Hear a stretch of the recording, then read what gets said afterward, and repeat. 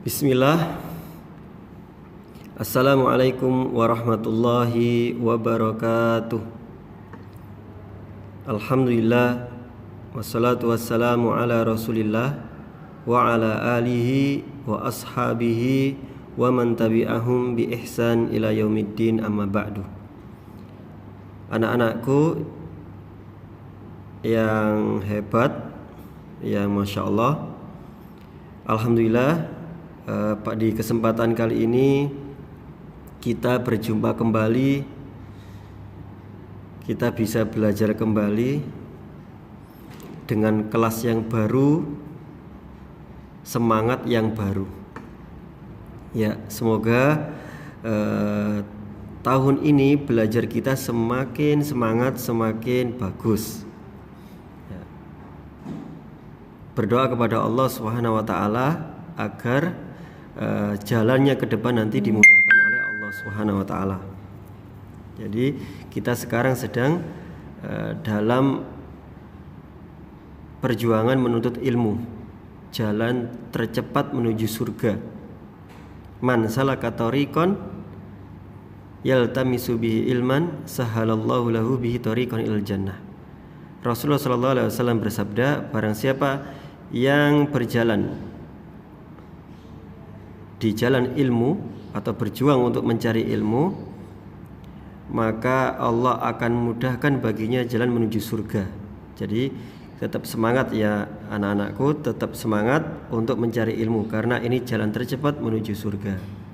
Baik, pada pelajaran fikih kali ini insya Allah kita akan, pada bab pertama kita akan belajar tentang zakat, mengenal zakat. Ya. Di halaman 2 pelajaran 1, makna dan hukum zakat. Makna zakat. Apakah kalian sering mendengar kata zakat atau sodakoh atau sedekah? Ya, tentu saja kalian sering mendengarnya, bukan? Ya, zakat adalah kalimat yang kita sering dengar. Nah, adakah di antara kalian yang bisa menjelaskan makna zakat atau sodakoh? Apakah sama pengertian makna zakat dengan sodakoh? Ya, jadi apakah sama zakat dan sodakoh itu? Baik, sebelum menjawab pertanyaan tersebut, kita perhatikan firman Allah dan sabda Rasulullah. Firman Allah dalam surat At-Taubah ayat 103, khudh min amwalihim sodakotan tutahhiruhum wa tuzakkihim biha. Yang artinya, ambillah zakat atau sodakoh dari sebagian harta mereka. Dengan zakat itu kamu membersihkan dan menyucikan mereka. Ya, ambillah zakat atau sodakoh dari sebagian harta mereka. Ya, Allah Subhanahu wa taala memerintahkan kepada kita, ini ditujukan kepada Nabi Sallallahu Alaihi Wasallam, ambillah zakat atau sodakoh dari sebagian harta. Ya, yang Allah memerintahkan kita menzakatkan atau mensodakohkan sebagian saja harta kita di jalan Allah untuk orang-orang miskin, fakir dan seterusnya. Jadi sebagian harta kita yang diminta Allah, tidak semuanya. Karena dengan itu, dengan zakat itu bisa membersihkan dan menyucikan mereka. Ya, zakat yang diberikan kepada fakir miskin dan orang-orang yang berhak menerima zakat itu dapat membersihkan dan menyucikan jiwa-jiwa kita. Ya, membersihkan dari sifat bakhil, pelit, dan menyucikan diri kita dari keburukan-keburukan, menyucikan harta-harta kita. Ya, dengan zakat itu harta kita menjadi bersih dan suci. Ya, karena ada hak orang fakir miskin pada harta kita. Nabi Shallallahu Alaihi Wasallam bersabda, Nabi Shallallahu Alaihi Wasallam bersabda, idza mata ibnu Adam in qata'a amaluhu illa min salasin sadaqatun jariyatun aw ilmun yuntafa'u bihi aw waladun salihun yad'ulah. Rawahu Muslim wa Abu Dawud. Yang artinya Nabi SAW bersabda, apabila anak cucu Adam mati, maka putuslah semua amalnya. Jadi kalau manusia telah meninggal dunia, maka semua putus amalnya. Udah gak bisa beramal lagi, sudah gak bisa berbuat baik lagi, udah selesai urusannya. Tetapi ada 3 perkara yang meskipun meninggal dunia, amalnya itu seolah-olah terus berjalan. Orangnya sudah meninggal tapi pahalanya seperti mengalir terus. Apa 3 hal tersebut? Apa amalan 3 yang bisa mengalirkan pahala meskipun kita sudah meninggal dunia? Yang pertama, meninggalkan anak yang solih. Ya, anak yang solih itu menjadi amal yang tidak terputus meskipun kita meninggal dunia. Jadi harapan orang tua kalian menjadikan kalian anak-anak yang solih dan anak-anak yang solihah, supaya bisa mendoakan orang tua kalian.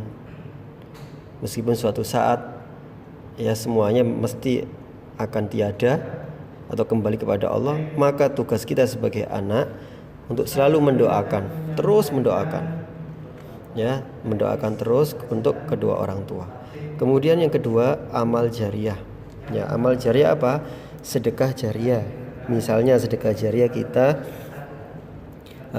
ya zakat.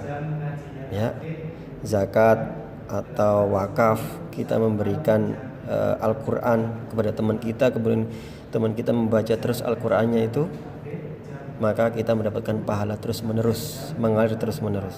Ya. Dan yang ketiga, ilmu yang bermanfaat. Ilmu yang bermanfaat apa? Ilmu yang diamalkan. Ya, seperti Ustadz ini